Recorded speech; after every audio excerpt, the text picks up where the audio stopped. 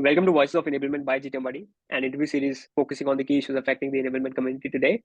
It's a tough market right now. Organizations are cutting staff, pausing investments. How do you make a compelling case for the value of enablement is the question that we are seeking to answer. So our guest today is Jennifer Dougherty. Jennifer brings a lot of experience in sales enablement and sales effectiveness. She is currently Head of Enablement at Airwallex. Welcome, Jennifer. Pleasure having you on the show. I'd love for you to introduce yourself. Yes. So yes, my name is Jennifer, and I've been in enablement for 12 years now. And before that, I was in sales for 10 years. And so I am a sales junkie. I love sales. I love everything about it. And so I'm excited to be here to talk with you. Great, and thank you for standing up for enablement. And I think can't wait to uncover, because you have perspective from both the sides, from a sales perspective as well as sales enablement. So can't wait to dig more into this. The very first question that I have, Jennifer, is we know these are not great times for the enablement. A lot of layoffs are happening.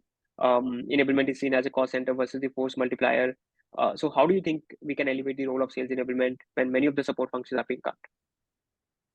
It's a great question. I just think I'll even elevate that to just the difficult time in sales. I think the macroeconomy has caused a lot of issues in sales. And I think a lot of people are struggling to hit their numbers, not just organization-wide, but a lot of individuals, a lot of sales professionals who have always found success are even struggling. And so, and of course that, when there are moments like, workforce reduction, enablement does get hit. And so, however, I see a lot of positive signs. For example, Gartner has come out with a study recently, really stating that enablement in these difficult selling moments is going to be more important than ever, and that organizations that succeed will be investing more heavily in enablement.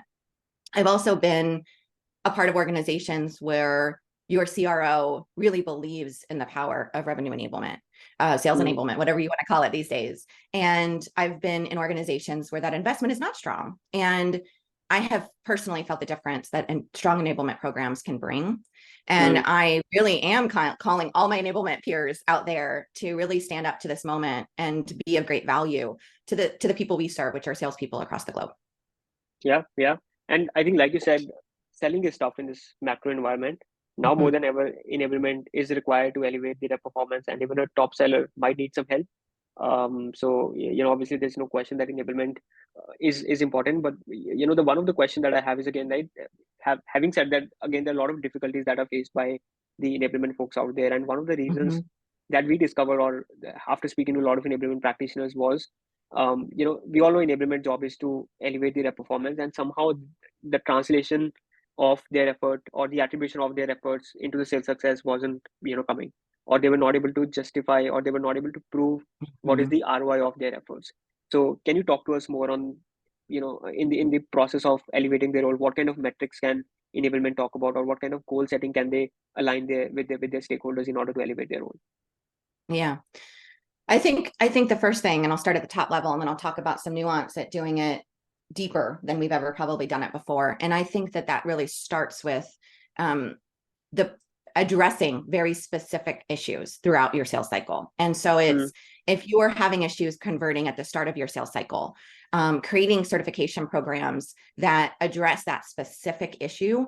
And it's important to understand what the baseline is. And then, so knowing what the metrics are before the program kicks off, and then over the next 6 months, making sure that you're reporting back that those metrics are improving. And if you improve any metric throughout that sales cycle, there's upstream and downstream effects of that, right? And so I think also not doing things in isolation is important, so that as you're working on, say, elevating your discovery so that you have higher conversion to your third sales cycle, which is typically evaluation or solutioning, whatever your organization calls it, that you're also focused on that next level, that next sales stage, to ensure that that power of what you created early on in your sales cycle is continuing throughout your sales cycle. So it's not just one sales skills that you're really thinking about, even if you're rolling out a certification program on discovery. It's really thinking about how you continue that strength throughout the sales cycle. Yeah. And great point, Jennifer. I think on the alignment on the metrics, before you even roll out an initiative, I think getting an alignment on the on the metrics that this is what we are going to achieve is very critical. Mhm. Otherwise, I think again that answers why we are running this initiative and gives some confidence to the C-level executives as well as the salespeople. One question I have is, I think you mentioned one other point on the discovery metrics.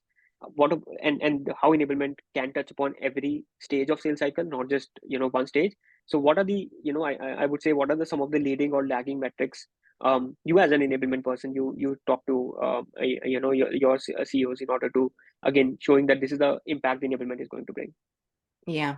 So I think that you're always looking at your ramp time for new employees, although companies are not hiring at that rate anymore. So I feel Yeah. like that's just table stakes at this stage. I think Mm-hmm. some of the other metrics are just not just the conversion of early on in your sales cycle, but also just revenue impact. And I think a lot of times it's very unclear when you roll out these programs what the revenue impact is. And so when you're thinking about defining your baselines, you also want to look at average deal size. You also want to look at your win rates. And when you have even a say like a 2 or 3% increase in your win rate, and at the same time you're focused on getting your average deal size, the revenue impact can be quite large. Yeah.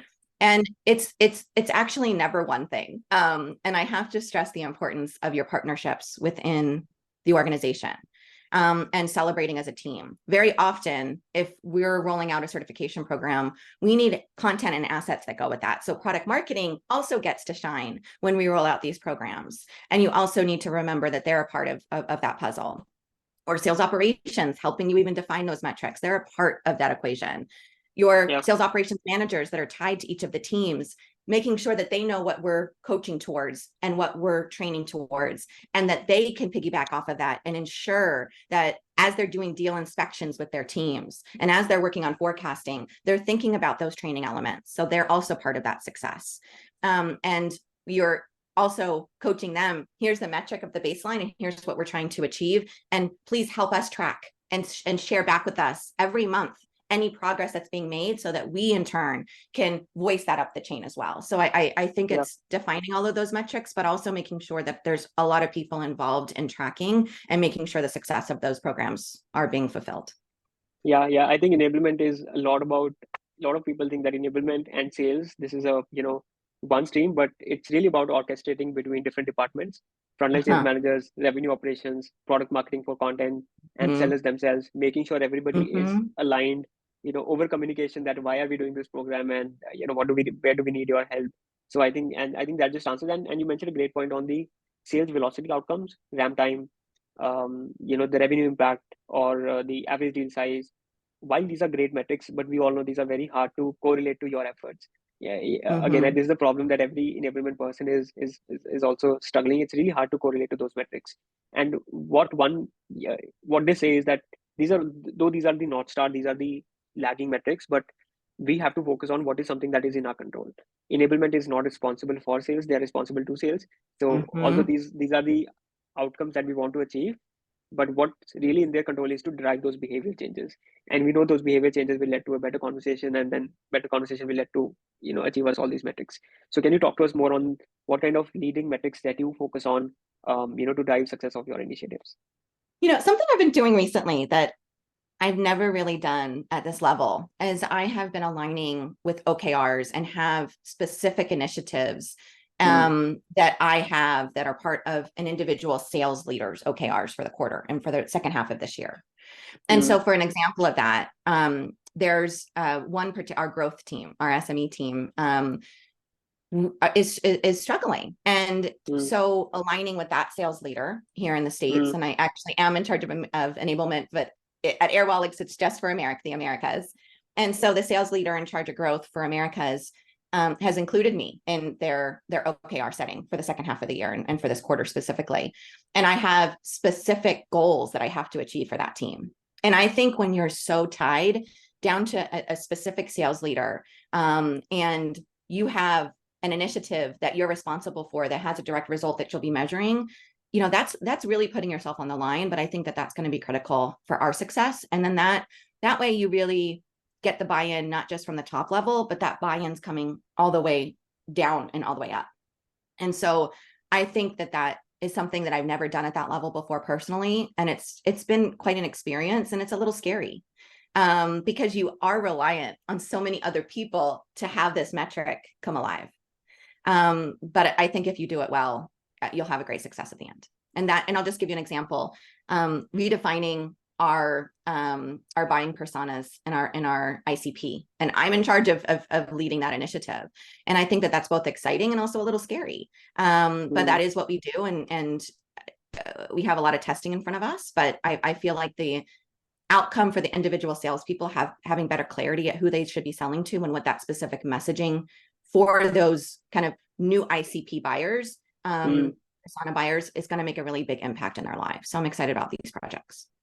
Yeah, I think it's a great first step, because when we talk about elevating the role, and usually what we hear is that you get some pushback from the sales leaders that, hey, my rep should be spending more time on selling. So if they're including you as part of their OKRs, that means that that trust is already there. They're already considering you as a strategic partner, and you as an enablement person has an opportunity, right? From doing probably a list of, checking the list of things, because they will care about the outcome. So you can really go hard on the metrics that you want to drive, and backtrack all those initiatives, keeping that metric in mind. So I think it's a great first step. Yeah.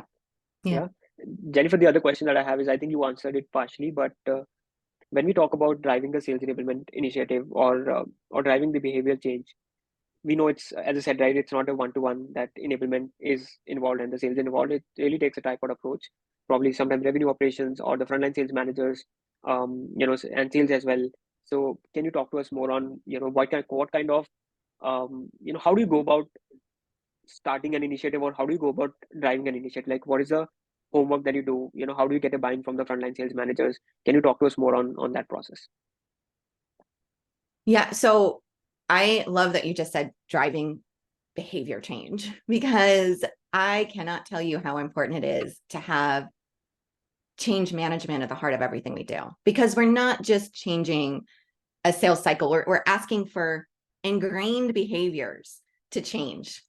And that is a really difficult ask for people. And I think it's a really difficult ask for salespeople, because salespeople, especially your really, really talented salespeople, they've had success in the past. And it's really difficult for them to say what we did in the past isn't going to help us succeed today. And we have to do things differently.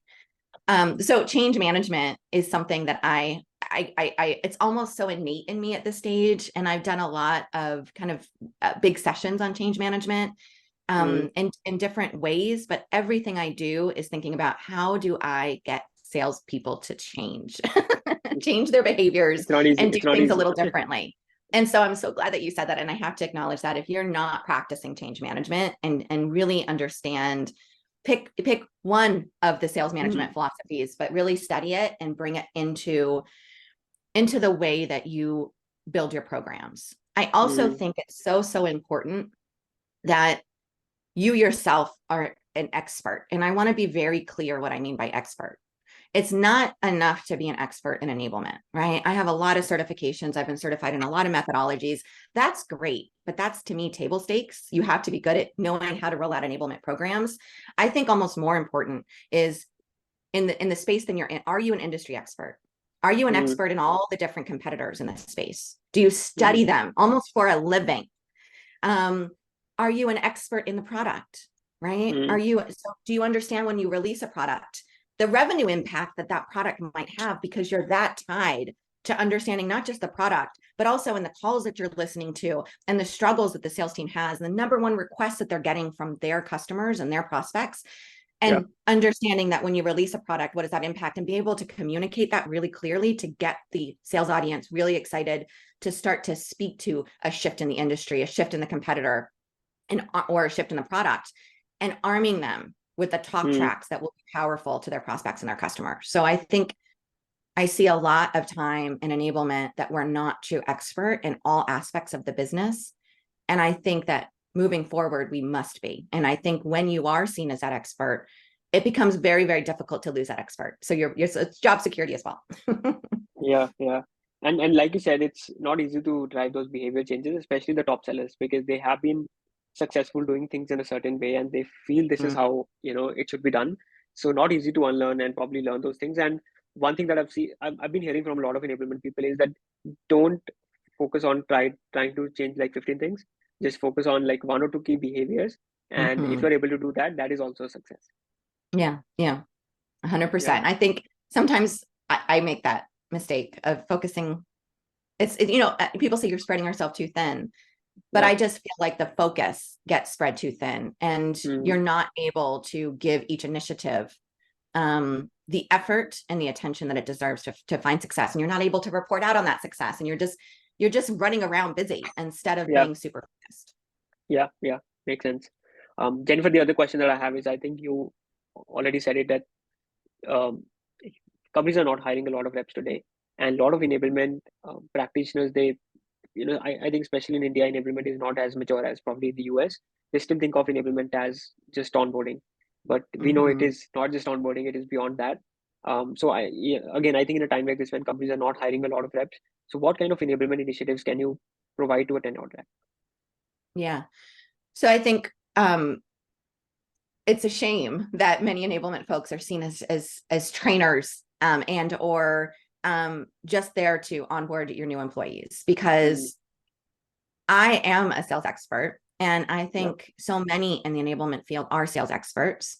They've carried a bag themselves, and as a result, getting pigeonholed into this, oh, you're great at onboarding, is very detrimental in today's world, where hiring is not happening at the levels that it's happened before. So I think the programs that you need to attach yourself are specific coaching programs that elevate individuals, perhaps an entire team if a team is struggling in one particular area. I think it's also in addressing where issues are happening that are preventing your revenue from growing. And sometimes, as I was speaking to earlier, sometimes it's attaching yourself to a particular stage in the sales cycle. I also think I'm going to talk about something that's you almost can't put a number on. But I think in these times when salespeople feel defeated, when difficult decisions have been made and there's been workforce reduction, I think keeping a strong culture is really, really critical too. And continuing to be a voice that we can do this, and this is how we're going to do this. I think enablement is really central in that. And if you've been in enablement and haven't played a critical role in the sales culture at hand, then I think that is a miss. And so I also want enablement to be a voice and a positive presence that is helping to keep motivation high and helping to make sure that the field is willing to go along with you to test and to continually improve. If you don't have the buy-in of your entire sales audience, then I think you're going to fail. And I know that that's a very difficult thing to put ROI on, but I do think it's really, really, really critical. And how I do that is I find anything that I'm launching, I find somebody who's doing it really well, that's well respected on the team, and they're a part of my initiative. They're helping me voice, they're helping me show what great looks like. And if you're not including those top salespeople from throughout the organization, as well as sales management, then your power to be a part of that sales culture and to impact that sales culture is very limited. Yeah. So I think this is the third time I think somebody is talking about the importance of culture. We know these are all difficult times, not just for enablement, but for salespeople as well. Everybody is supposed to do more with less. So I think enablement can play a vital role in terms of maintaining that culture. By not just elevating their performance, but also their moods. That by running some initiatives. So I think, and that will also not just help in improving their performance, but also in sales retention. Again, right, that is one of the KRs a lot of enablement people are looking at. So I think great perspective on that one. And like you said, it's a shame that enablement is seen as just training, but I think that change is coming. The future, a lot of people are getting educated, and I think the podcast series that we are doing, we are also touching upon this topic. So I hope a lot of people get to understand that enablement is not just about training. It is about a lot of other initiatives that you can help your sales team with. So I think that is a question that another question that I have, again, might be way off the topic that we're discussing. What do you think, a lot of changes are coming, enablement is evolving again a lot. So what do you think the future for enablement look like? Yeah, I've seen a lot of signs that it's becoming far more strategically used. And even sales leaders that I've worked with in the past that haven't invested as well. And again, I've been blessed to have worked for several CROs that invest heavily in enablement. But I think that the future of enablement really, I'm just going to kind of sum up everything that I've said, I think, but really requires us to have a level of expertise, to have a way in which we lead projects that leads change throughout the organization. So being very adept at every program that you launch has change management built throughout. To deliver a message that's inspiring, and to certainly, most important right now is to align not just to the top level, but to every single sales leader within your organization, to be tied at the hip to their goals, their objectives, how they're being measured, and being of support. I also think it's leading the way, and this is something we haven't talked about that I didn't want to end this conversation without bringing up, and that's in a hot topic these days, and that's in AI and how that affects salespeople and how that will affect salespeople. So I think it's, I've attended some seminars very, very recently that have been very eye-opening to me in terms of where we should be leveraging AI and getting ahead of that and doing it very, very, very well, because that is what's going to allow for us to do more with less. And whether it's AI or any other topic, though, it's the second something becomes mainstream, or you start to hear it as a buzzword, let's not just treat it as a buzzword. Let's become experts before anyone else, help to institute it within the organization, and help to drive the adoption so that our salespeople can be successful in the new world of AI or whatever's next for us. And I'm really, really excited from what I've learned from some experts on AI, and how that's going to not hurt sales, but help sales and be that voice to get the adoption needed to be successful. No, I think great perspective, and I'm not just agreeing because gtmbuddy.ai has the word AI in this one. You did not tell me to talk about this. You did not. No, but I think there are a lot of talks about AI replacing salespeople. I think it's not about replacing; it's about leaning on the AI. How can we do our jobs in a better way, right? Saving more time, doing things faster. So that is all about AI. And I've seen a lot of tools, AI tools, that salespeople can lean on. A lot of things that we used to do used to take a lot of time or thought process, but then how can we lean on AI to do it faster and better? So I think totally again aligned on that one. I'm sure we are. Awesome, Jennifer. I think it was a great conversation. That brings us to the end of the conversation. Love your perspective on the future of enablement, and really happy about the first step that you are part of the sales leaders OKRs. I think every enablement practitioner who will listen to this will be very happy about the change, that how the enablement is getting evolved. So again, great thing on that. But looking forward to posting this. Pleasure having you on the show, and can't wait to post it, and so that other people can learn more about it. Thank you, my friend. It's been a pleasure. Bye-bye. Yeah, bye.